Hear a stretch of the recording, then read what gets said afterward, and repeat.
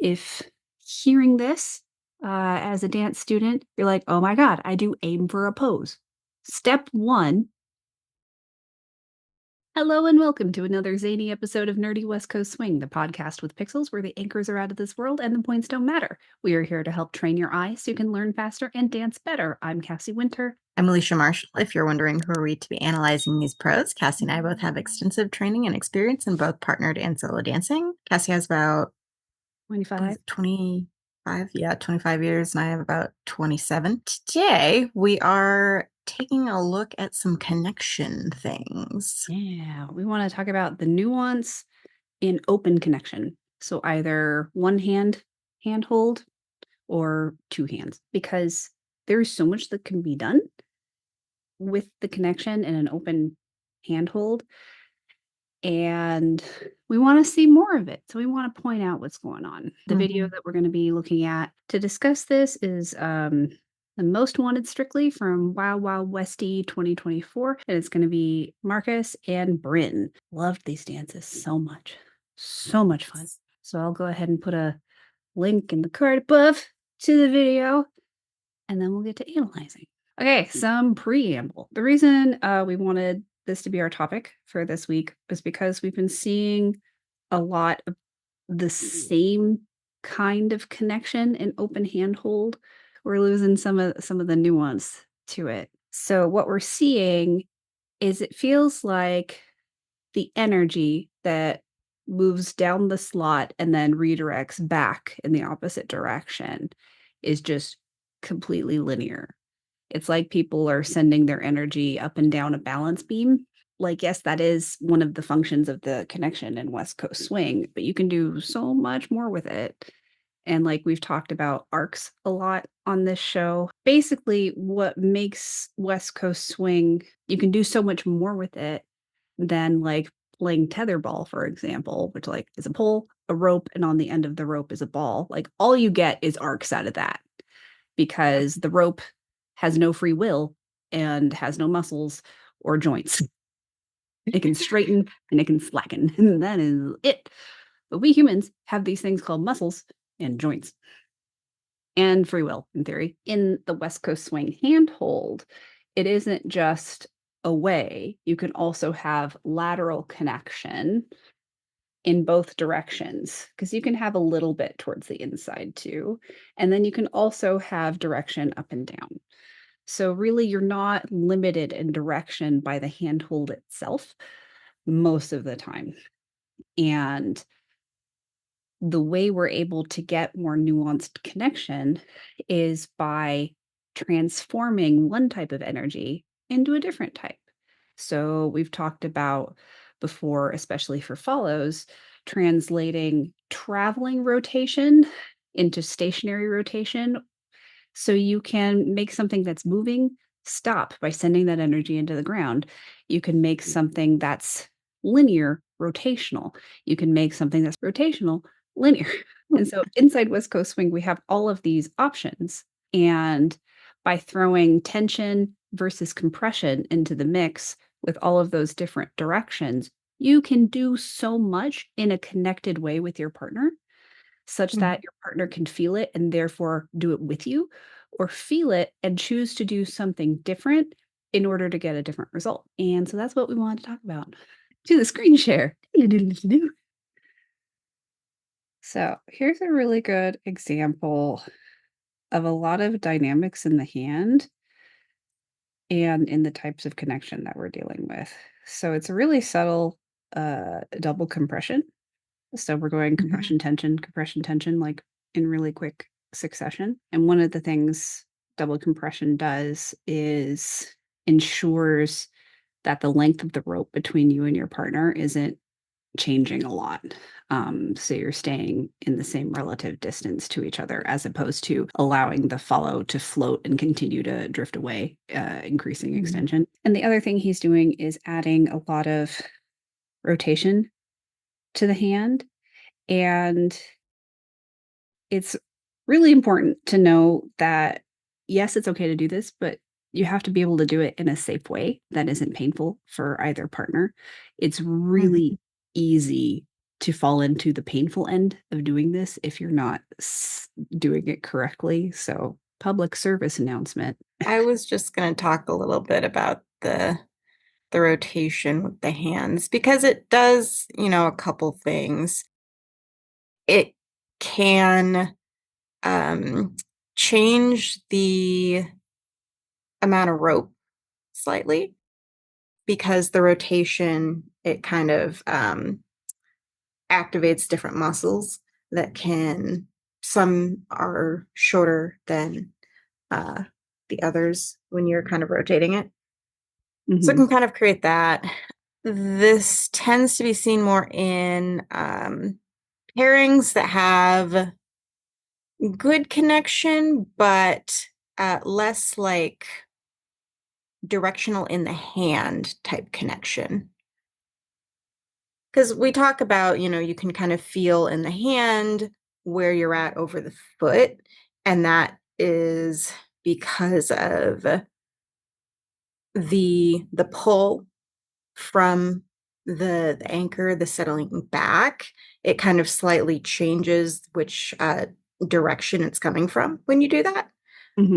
And so when you don't have that as much, there tends to be more of that kind of loose twisting, because then you're kind of connecting, in theory, more to the whole body to kind of get some extra movement. So if we think about the direction of the connection throughout this whole thing is doing several arcs in transitioning between tension and compression multiple times, but it's not just linear. It ends up finishing linear where they both send their energy away from each other to finish the anchor right here. But before they get there, it's having a lot of lateral movement to it. That's why the handhold is working, because it's not just twisting in place, it's traveling through space in more of like a figure 8 kind of motion. I would say that the right side of Bryn's hand is feeling a lot of connection and compression into that part of her hand. So there's a lot of compression laterally throughout this whole thing. And then it's transitioning between compression and tension towards and away from each other. But that lateral compression is kind of always there. This is an example of taking one type of energy and transforming it into another. So if we back up further, we see that he's led a fairly straightforward inside roll, free spin. But with the speed of this song, she's definitely being accelerated through that turn. And she's taking a rather large step on her count 4 to start bracing against her momentum anyways, because she doesn't want to keep scrolling forever based on how fast the song is. And then because he's an excellent leader, he is also posting really well. So at this moment, when she's striking her right foot on count 4, you can't really see their connected handhold because it's behind his hand and her elbow right here. But he's already applying some tension to slow her down, or it might already be compression. Which one do you think it is right here? It's probably compression, isn't it? I would say probably, but it's kind of hard to say when you can't really see it. Yeah. Our educated guess. But they're close enough that it would make sense to be compression slightly initially. And what that means is they're taking this energy that had the intention of moving down the slot and curving it back around into the center of the partnership. So that way she can take her energy that was moving away from him and put it back towards him. And that's how they're able to stop so sharply. So she ends up feeling really stable because she was accelerated through this turn. But then by the combination of her prepping to stop herself And Marcus doing a really good job of posting with either tension or compression, and our guess is compression. They're able to stop on a dime. And this is the kind of stuff that we're talking about in the nuance of open connection, because it's just followers right, leaders left, but so much information can get passed through the hands, and also supportive, like counterbalance, can get passed through the hands functionally. The reason that I think it's probably initially a little bit of compression, and then as she's scrolling out, it goes into more tension. But I don't think there's much at all, because it looks like they're kind of taking a little bit of time to kind of relink the hands. But I think that they're going into slight compression when they're when they're reconnecting, because follows, especially when you're going into, well, when you're coming out of this free spin and you're reaching back to connect up again, typically if you're reaching and wanting to go into a tension connection, your body is going to be leaning away. And if you're going into a compression, it's going to be leaning in towards your partner. So you can kind of see she's slightly angled in towards him, and he's also slightly angled in towards her. And it's not like a major thing, but it's slight enough that I think that if they're reconnecting right there, it's probably initially they're feeling a little bit of compression rather than tension. And you can see it takes Bryn a minute to go from being more forward to settling back. So she's definitely not immediately going into a tension connection. Yeah. Yeah, because I want to show kind of that arc movement that they're going through. So you can kind of see Bryn kind of comes up and around and down. So this is a really good example of, like, it's very linear to start, and kind of all it can kind of do is be linear out of it. This is pretty heavy in terms of that connection, but they're in a wrist to wrist connection rather than that normal open handhold. And because Bryn is kind of coming up, down, and around, you can see Markus is really trying to counter that with his free arm and free leg by kind of trying to stretch them out and back away from him as far as possible. And then I want to highlight as she starts finishing this lunging arc, and she starts bringing her left side around, like closing a door to face Markus again.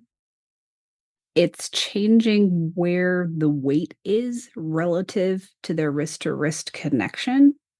So it's no longer perfectly linearly away from him. It's actually off balance to the audience's side. And that's what creates this, like, little bit of awkwardness coming out of this, where they have to, because he can't counterbalance it in the same way he was initially. Yeah, because so it kind of pulls him towards her. Yeah, because he's just in the wrong position to then counterbalance it on the other side because of where his left arm is, essentially. Yeah. And, like, that's okay. It's just, we wanted to highlight, like, that's why that's happening. Yeah, because I wanted to talk about, because Markus is still twisting the hand with this, but it's happening in a different way than it is normally. Because normally he's kind of doing like a little bit of a bounce to rotate. He's not doing that in this, and that's because Bryn is really setting back. So I was talking about earlier how that kind of slightly different connection of the back weight, where you can feel some weight, but it's, not quite as nuanced as to what direction it's coming from. This is more the kind of more nuanced one. There's not as much of that bounce in it, so you can tell that there's probably more directional information that Bryn is putting into this. Well, I was talking about with the previous one is how it's not just twisting in place. There's lateral information to it. He's making sure that from this position, I'll make a frame, to this position, he's letting her completely commit to her left side. Because right here, she's weighted enough and balanced enough on her right foot that she can completely pick up her left foot. And then here it's the opposite. And while technically it's possible to completely displace your feet underneath yourself, that's too much work. We don't want to do that. So she's taking a bit of a lateral step to her left and back, which is an anchor. Who'd have thunk? And he's facilitating that through the handhold. So it's not just encouraging her to kind of rotate to her left a little bit for the prep. It's also encouraging her to shift to her left, to be fully committed on that foot and continue rotating to her left. So if we just go back and forth between these, so this is 1, this is 2. The handhold isn't just twisting, it's moving through space. And that's allowing her to be really anchored right here. Like you can see her foot is right here. And a lot of her body mass is actually behind that standing foot. So she's really anchored and really connected in this moment. Yeah. And if I were to take a guess, I would probably say that he's probably feeling a little bit more tension from the side of her hand that's facing upwards based on how her body is angling. Another just public service announcement I want to mention while we're here. They are of comparable height. So when both of your shoulders are at more or less the same height, this kind of twisting, you can go further without hurting yourself. But if one of you is drastically taller or shorter than the other, and you have a handhold angle that's doing this, and the handhold is in the middle, that twisting, you can't go as far because you start getting into the actual like wrestling hammerlock situation, which busts shoulders. So just something to be wary of as you're learning this stuff.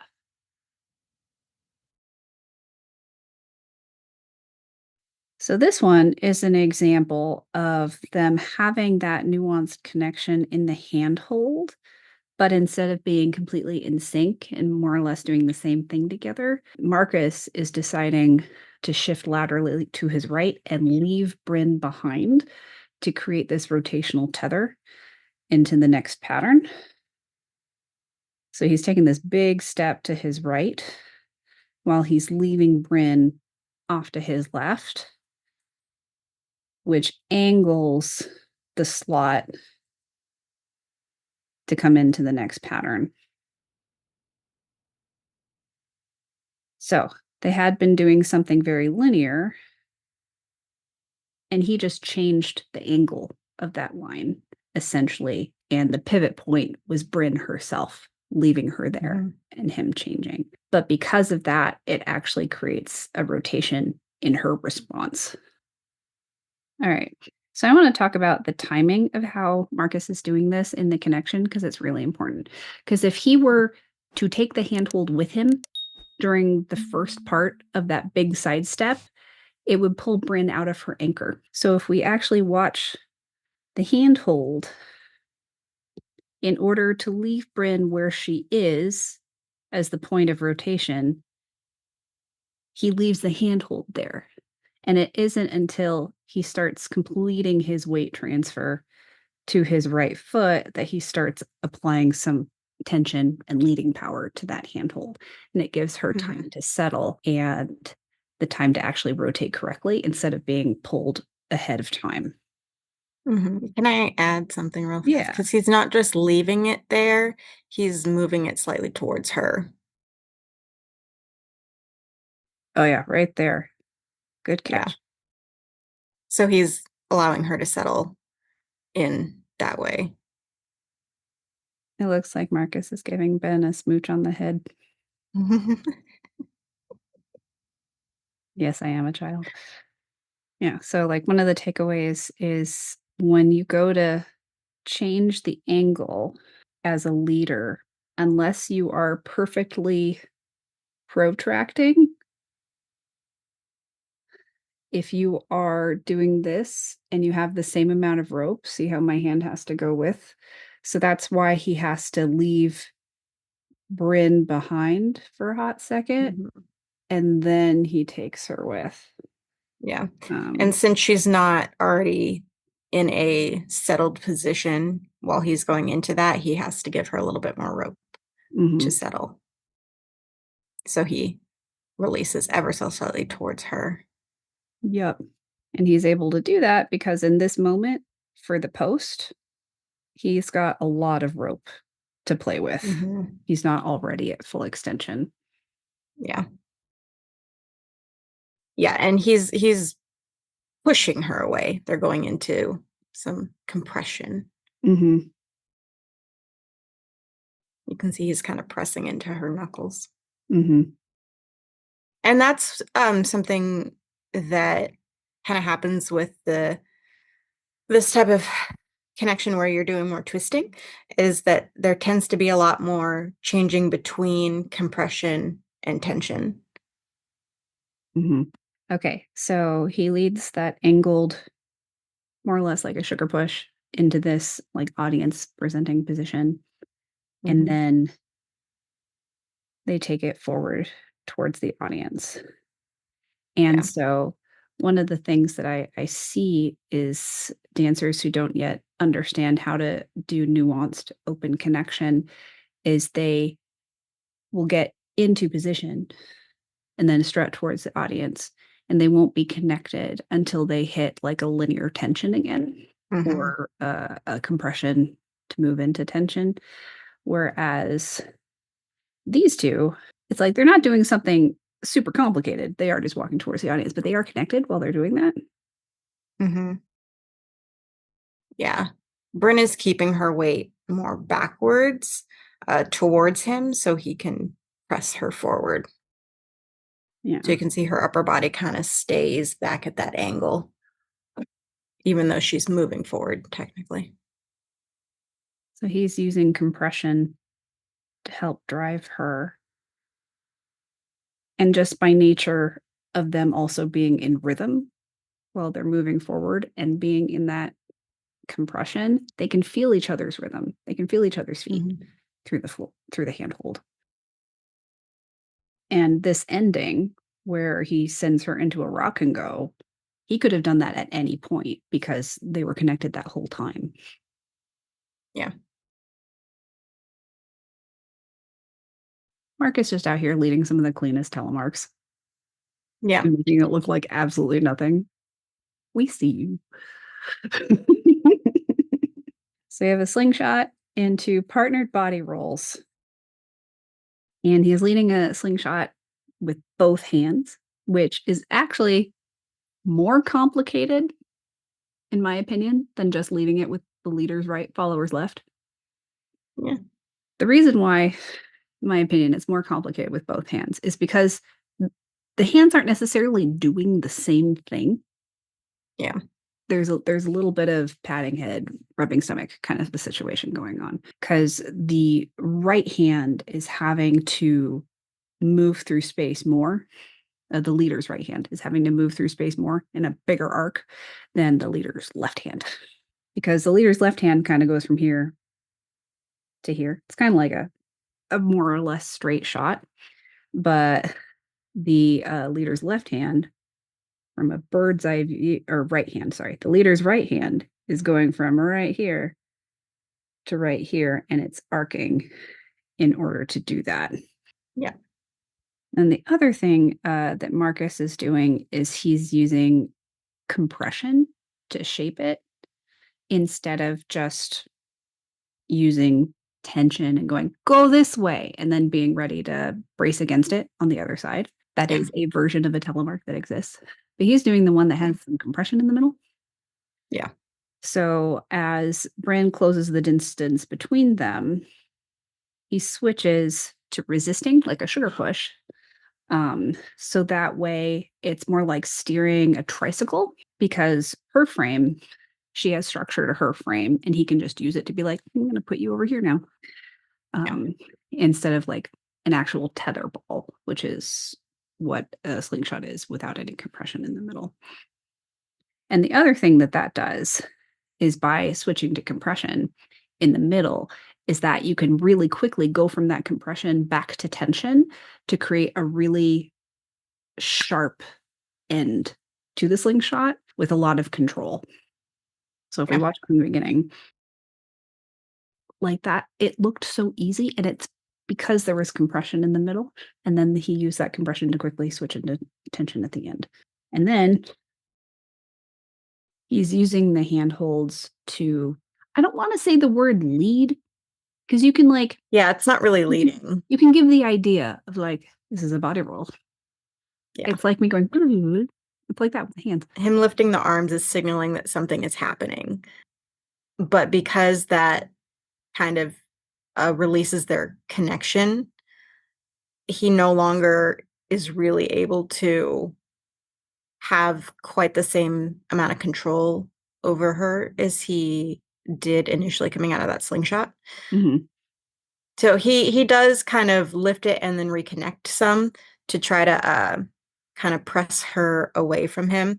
But just because that released the kind of connection that they had by going up, it's not quite as strong when he's trying to kind of press into her. And she kind of is just more getting the idea of like, oh, something's happening on the upper body. Oh, we're doing a body roll. Mm-hmm. And then they're kind of connecting at the very bottom of it. Because after the body roll that goes down, they're like, oh, we're doing a body roll. There's tension now. So it's gonna be more connected on the way back up.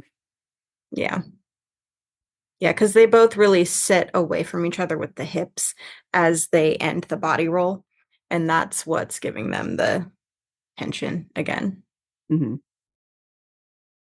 as they go back. So then when they're going back, it's kind of almost a pulling together type feeling.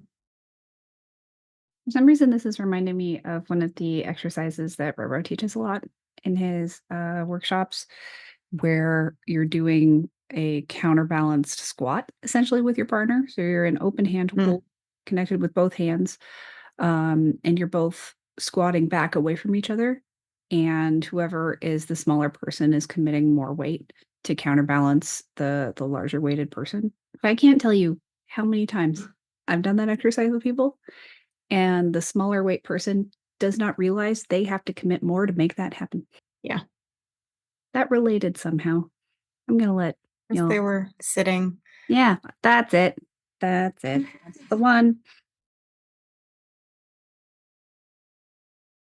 So like in West Coast Swing, we're rarely completely depending on the other person for our weight. But someone who is in a larger body is probably going to be hyper aware that they could Hercules the situation, and they don't want to overdo it. So we're over here going like, okay, slightly smaller or super small person, give me something, please, so I can feel it. Yeah.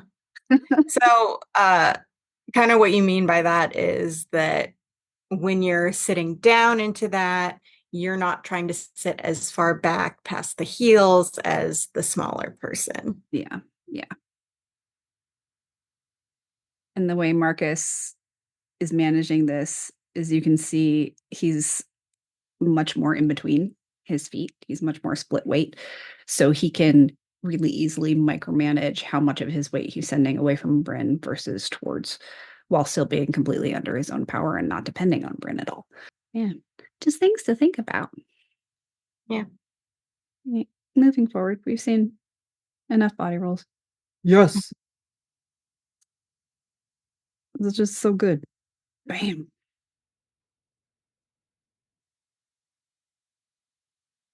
I just wanted to mention this mostly because the way that they're doing this, like she's not really committing her weight over one side quite as much, but it's because of the music. So fast.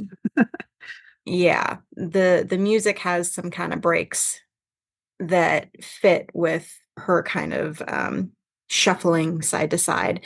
And so that kind of doesn't allow them the connection to easily move back and forth between that.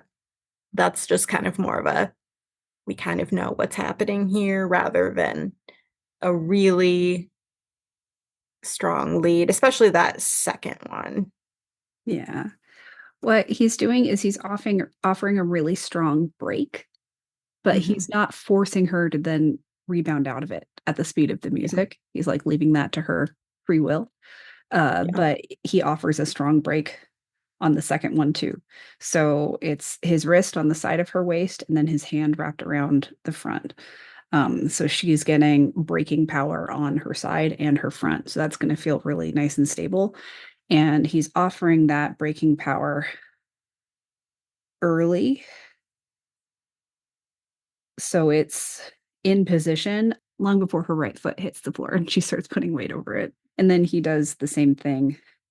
He's rushing to get his left hand to her left side. Yeah. And I really appreciate that because it's not necessarily safe to do both the braking and the leading at that speed necessarily. And leaving it up to her if she wants to go back and forth really fast. And then he's like, I will be here to catch you to make your own redirection easier. Because like I've been in these kinds of positions before where the leader offers no braking power. And it's like, really? Makes it a lot harder. Like, okay. Please, Louise. So because we were just watching two champions, we weren't able to see an example of one of the things that I think is contributing to this lack of nuance in the open connection. And that is the idea that there's like a pose or a position you need to get to for your anchor. And for follows, that tends to be fairly open with an extended free arm. And with leaders, it tends to be this kind of like, I'm ready to go. It looks almost Lindy these days. And a couple of things happen when you're aiming for a position. The first thing is you tend to ignore the connection to get into that position. But like the way you're shaped on an anchor should be dictated by how you are communicating through the connection with your partner. So that way, if you're doing something like if you're a follow and you're maybe doing something different from what the leader led, you're connecting through that whole thing so the leader can feel it and then have a split second to think about what they want to do with that information. If you're just aiming for a pose, you tend not to have that nuance in the handhold. It doesn't get communicated. And then the other thing is, if you're aiming for a pose, regardless of which role you're in, you can really only come out of it one way. So that's where we end up seeing like people just dancing on a balance beam and all they can do is go up the balance beam, down the balance beam, up. I'm going to remove the hand from the situation, up the balance beam, down the balance beam. And we lose the dynamics of like the rotation, changing the angle of the balance beam, or having stuff that's more lateral, all the stuff we've been talking about tonight. And there are many more examples to a nuanced open handhold than what we saw with Markus and Bryn. That was just a recent dance that we both really enjoyed and had some good moments to talk about that in. Yeah, it's kind of the opposite of where the dance was at a handful of years ago, where there wasn't really as much of a defined slot that was happening. Mm-hmm. And now it seems like there's a very defined slot. Mm-hmm. Mm-hmm. That's kind of how things swing back and forth. But Yeah. Yeah. ideally, we want it somewhere in the middle. Yeah. I still remember way back in the day, and I was taking one of my first higher level workshops from Kyle and Sarah explained why we land in third foot as a follow the majority of time when you're just dancing your basic. And it's like because you're tethered on one side of your body, that side of your body is going to stop traveling away from your partner first, and the other side will lag and continue traveling. And that's how you end up here. And I was like that gif of the dude from like the 70s or something. Like, that was some good stuff. But like, if you are going into that position before having connected to make that be a tethered response to the connection, it's like it's putting the cart before the horse. The order of operations is off. And those are the kind of things that like we've trained our eyes to be able to see at the drop of the hat. And we're like, oh no, Yeah. it's not working the way it should. And that's, I would say, it's the order of operations that is how you can see whether two people have good connection or not on the dance floor. Is the right cause and effect happening in the right order? Yeah. I would say if hearing this as a dance student, you're like, oh my God, I do aim for a pose. Step one is to figure out what connection would facilitate that pose happening and work on incorporating that into your dancing. And then when you feel like there's a natural cause and effect that's making your pose happen naturally, then you can be like, ooh, what's a new position I would like to end up in? And then doing the same process. And then over the course of practicing that, you'll find yourself organically just responding to the connection and ending up in different shapes. Yeah. That's all, folks. Was there anything you wanted to add? No, I think you covered most of it. So Very cool. I think I was right. I was nice with my rants today. I was less spicy than I usually am. I'm proud of myself. Yeah. Yeah, probably less spicy. Because I'm so tired.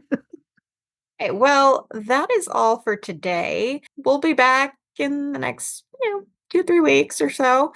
Let us know if there's any videos you want us to talk about, Yep. and we will And see you next I will time. be at Springtacular live and in person. So if anybody wants a private listen, DM me on Facebook.